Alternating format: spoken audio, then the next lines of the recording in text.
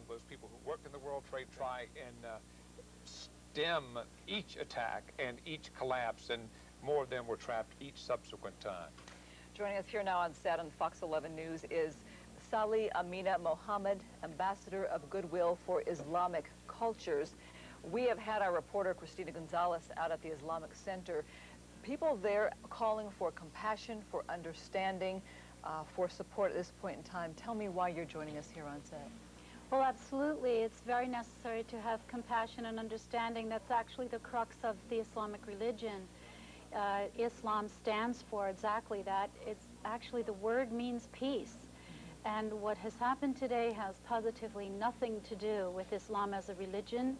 And it certainly is something that has affected every human being in the world, no matter what religion they are, because those people who died are human beings.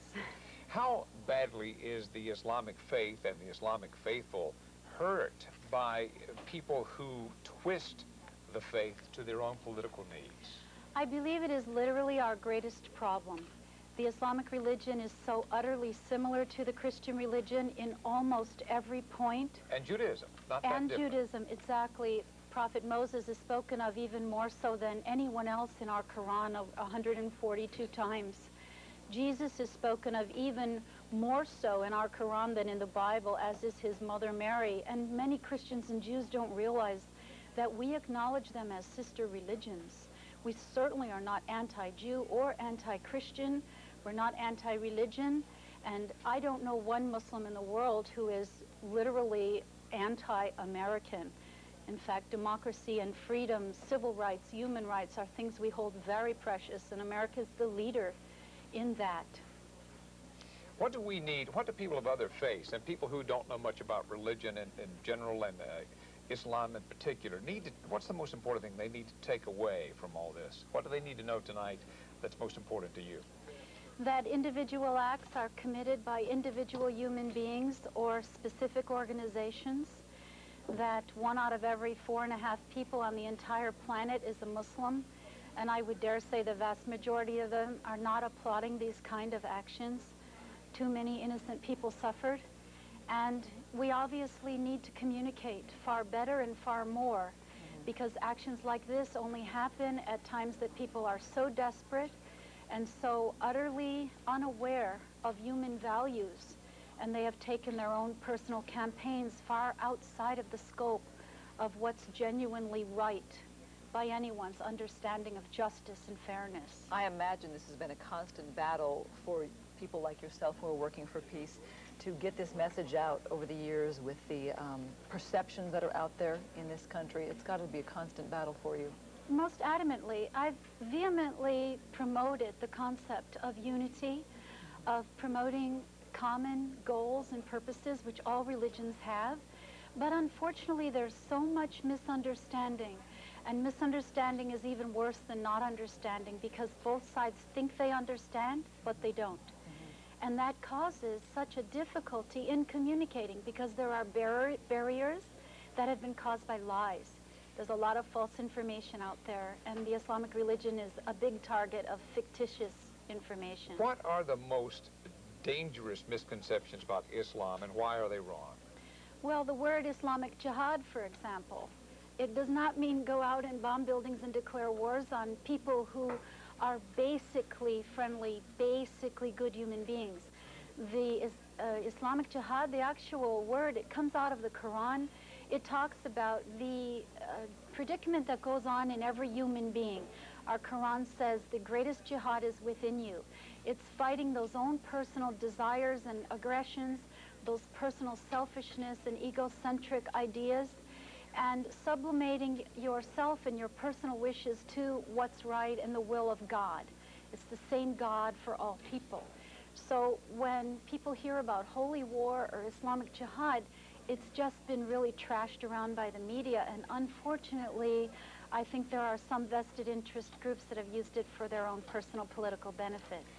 We have to be careful as well to rush to judgment as to who pulled off these terrorist acts in this country. We think of the Oklahoma City bombing that was committed by an American, Timothy McVeigh. Yes. And the initial thought was it has to be tied to the Middle East, and it was not. 168 people died in that building. So very careful here to warn everybody to wait and see what has happened here. The moderate Islamic states, which is most of them, do they do enough to put pressure on the radical Islamic states? Well, to take an example, Saudi Arabia, which the world might consider to be one of the strongest or more fundamental religious countries, simply because of the fact that the center of the Islamic religion is there in Mecca. And the two of the three most holy places are there in Saudi Arabia, Mecca and Medina. They have always supported the United States profusely. Their voting record in the UN testifies to that. And when they find a radical in their midst, they take care of it very, very strictly, far more strictly than would happen in America. Osama bin Laden, for example, is seriously unaccepted in Saudi Arabia, has been expelled from the country, and they not only do not affiliate themselves with him, but with any radicals or terrorists. They're a very non-radical country, as are all of the Gulf countries I personally know. They are all, I know many of the emirs personally. I've never seen more compassionate and considerate human beings, and for the most part, they are very pro-America.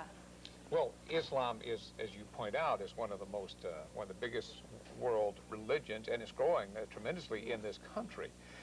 Why is it, though, that some states and some groups of radical groups can bastardize the religion and turn it into a weapon? That's the biggest problem. In truth, you have that in every religion. Of course you do. You have the very radical segments of each religious group and political groups.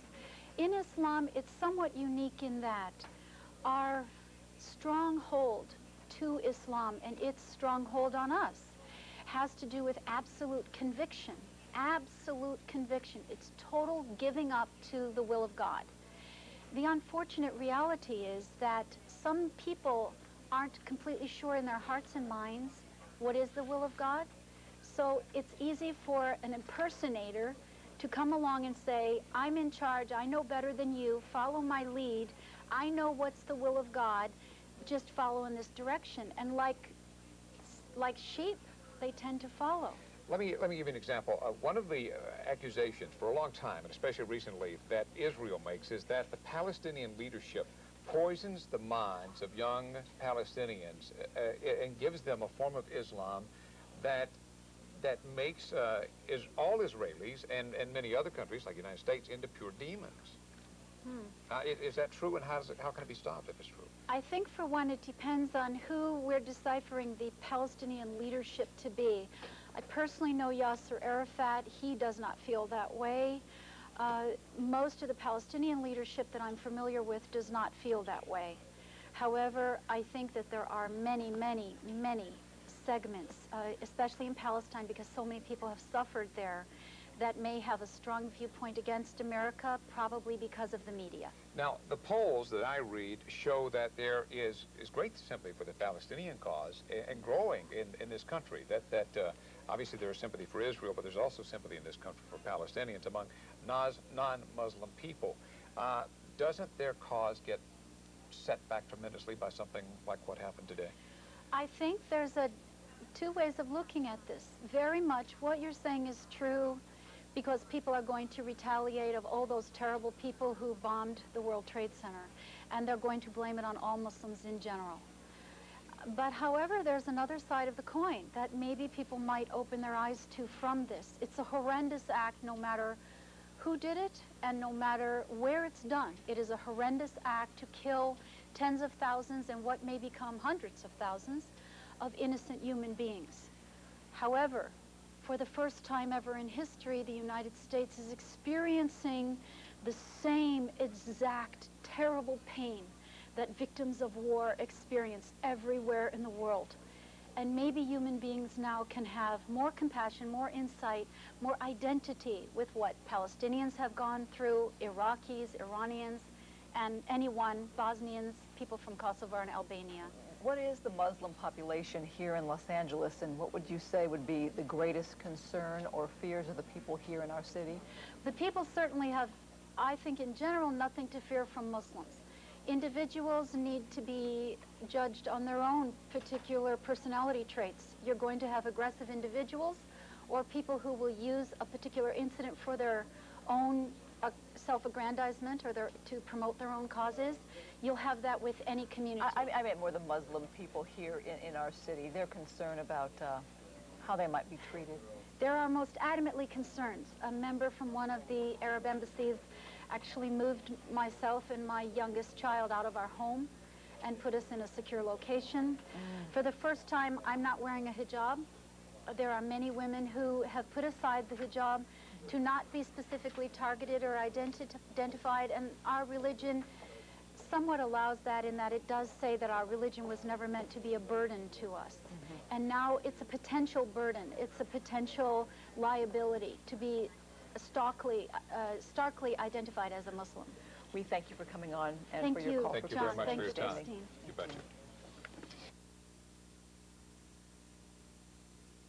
Joining us now is Dr. SaLee Amina Muhammad, who is an ambassador of goodwill for the Islamic culture. Now, Dr. Muhammad, now they clearly are Muslim victims, not just physical victims who were killed in the explosions today, but who will be victimized in another way by the publicity from all of this. Yes, certainly. That's actually the greatest fear of the Muslim community. Right before coming on tonight, I spoke with a very close friend of mine, Sheikh Shuaib, who's Imam of the King Fahd Mosque. And that's probably a very high-profile mosque because of the name King Fahd on it, King of Saudi Arabia. And he said the greatest concern of the Muslim community, not only calls I've been getting, but calls he's been getting and the consulates and embassies have been getting, is about retaliation. Well, now, many people, or at least some of our viewers, may not know that Christianity, Islam, Judaism are really very closely related. As a matter of fact, they're interconnected in many ways. Extraordinarily so. So much so that we call Judaism and Christianity our sister religions, and that in fact all of the Jewish prophets and Jesus are Muslims, because the word Muslim simply means a believer. And we believe that Islam was, although it had no title, was a religion that's always existed throughout from the beginning of time, and that Prophet Abraham was the father of the Muslim religion. And of course, at that point, it was called Judaism. And when Jesus came, he perfected some aspects of where people had gone astray from their true religion of Judaism, and he was a good practicing Jew. And we respect all of their prophets, which we consider our prophets too, and very much Jesus. There have been calls tonight for compassion for people of all races all over, so we're going to continue to advocate that tonight, and thank you for being with us at this point in time. New information coming in right now, U.S. officials confirming that American intelligence agencies saying they had no inkling that the terror attacks were about to take place. Spies and government officials saying they did not detect any hint of plans for the devastation, the attacks that we witnessed today.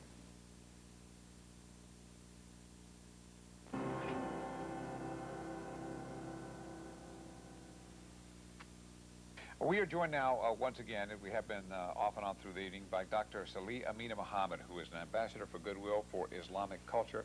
Dr. Muhammad, points we've touched on through the evening are about how similar, many people may not realize how similar that Islam is to Christianity, Judaism, that they are actually interconnected religions, and how that people may not realize that this act would be strictly forbidden, according to most Muslim scholars, by the religion. That is not only absolutely true, but even Osama bin Laden, a name that's come up several times today, he, in an interview with an American television station reporter, actually himself quoted that it is against the Islamic religion to kill innocents, women and children. Yet, in that same interview, he said that he didn't differentiate between military targets and civilian targets. So one has to wonder whether he is following true Islam or just contorting the message to fit the message he wants to deliver, as opposed to the message the Quran delivers. What is the fear here in the local Muslim community? And I'm quick to point out, as Edward James Olmos, the famous actor, pointed out, that they too are our brothers and sisters here in this city. For the Muslim community, we're already an extraordinarily misunderstood religion, and this only heightens the degree of suspicion about us the degree that people tend to hold us a bit askance, that we're not quite like them, that there is something very odd and unusual about us. This even affects our children in their schools. There's been children who have been followed home and thrown stones at. There's been children who are degraded for the fact that they have Muslim names, are bullied and such. And this has only been intensifying since this attack and may possibly even get worse. To the Muslim community, we're encouraging them to be very tolerant and understanding that it is a very normal reaction for human beings to become angry when something like this occurs, to try to really live their religion and be a good example.